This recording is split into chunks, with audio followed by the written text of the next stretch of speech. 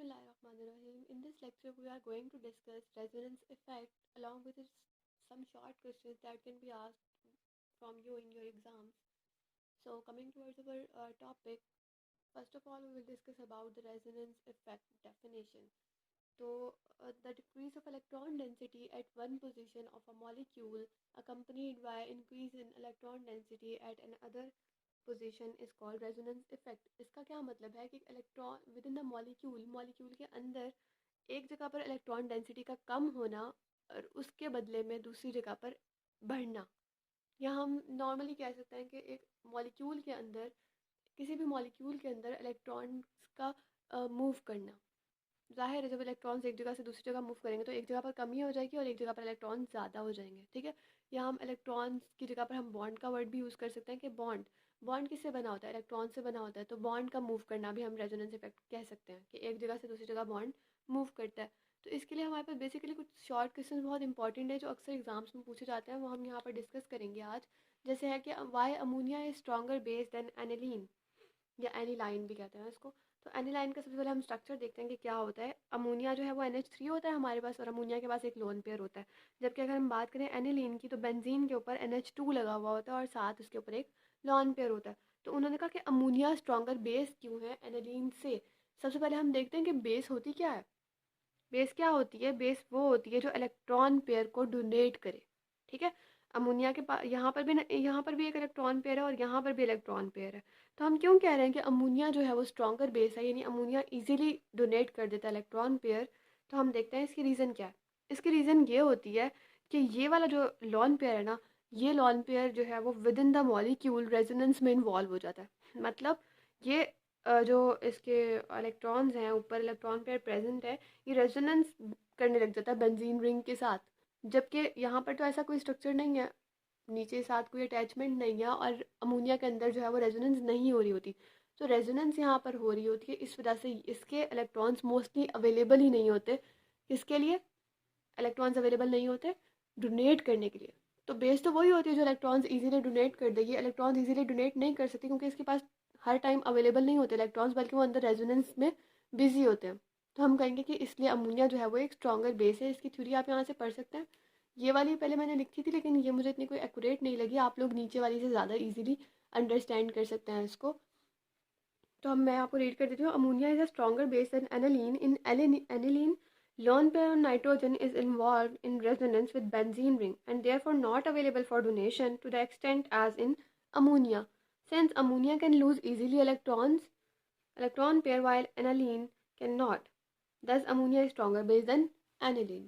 ठीक है, नेक्स्ट हम एक और क्वेश्चन देखते हैं जिसमें हमारे पास है why triethylamine is stronger base than pyridine. जब भी हमसे कोई सवाल पूछा जाता है ना तो हमें पहले सवाल की जो अंदर वर्ड्स हैं उनके मीनिंग्स, उनके स्ट्रक्चर्स पता होने चाहिए। ठीक है, स्ट्रॉन्गर बेस अगेन वही होती है जो इलेक्ट्रॉन पेयर को इजीली डोनेट कर दे। जबकि अगर हम बात करें इन दो स्ट्रक्चर्स की तो ट्राई इथाइल अमाइन का क्या मतलब है कि नाइट्रोजन के साथ 3 इथाइल लगे हुए हैं। तो यहाँ पर हमने नाइट्रोजन के साथ 3 इथाइल ग्रुप्स अटैच कर दिए। जबकि अगर हम बात करें पायराडीन की तो पायराडीन का स्ट्रक्चर कुछ इस तरह होता है, बेंजीन रिंग होती है और यहाँ पर जो है वो एक नाइट्रोजन लगा हुआ है और नाइट्रोजन के पास एक लॉन पेयर है। अब उन्होंने कहा कि ये वाली जो बेस है ना ये स्ट्रॉन्गर है देन पायराडीन।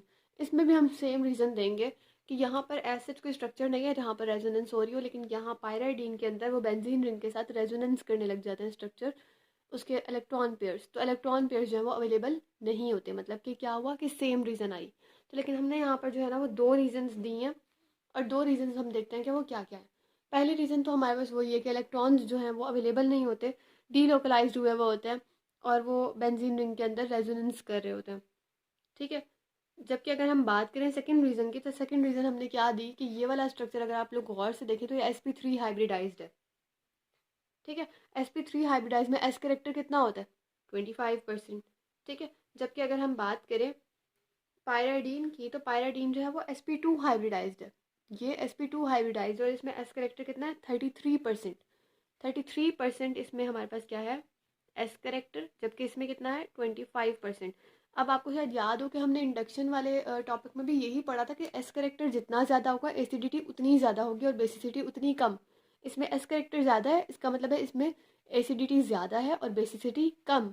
तो अगर इन दोनों को कंपेयर करें जिसमें s करेक्टर कम होगा उसमें एसिडिटी भी कम होगी, और जिसमें एस करेक्टर कम होगा उसमें बेसिसिटी ज़्यादा होगी। इसमें एस करेक्टर कम है मतलब ये ज़्यादा बेसिक है। ठीक है, तो ये हमारा हो गया सेकंड क्वेश्चन। आप लोग ये रीड भी कर सकते हैं यहाँ पर से। अगर हम नेक्स्ट बात करें अपने नेक्स्ट टॉपिक नेक्स्ट क्वेश्चन की, तो नेक्स्ट हमारे पास है कि amides of type RCONH2 are much weaker than amine base, why. अब अमाइड्स देखते हैं ये क्या है। ये है C double bond O bond RNH2, और इसके पास है एक लोन पेयर। ठीक है, ये स्ट्रक्चर कुछ इस तरह बनेगा। जबकि यहाँ पर हम देखें weaker than amine base, amine simple base होगी एक। तो अगर हम देखें क्योंकि यहाँ पर भी रेजोनेंस का ही इफेक्ट आ जाएगा।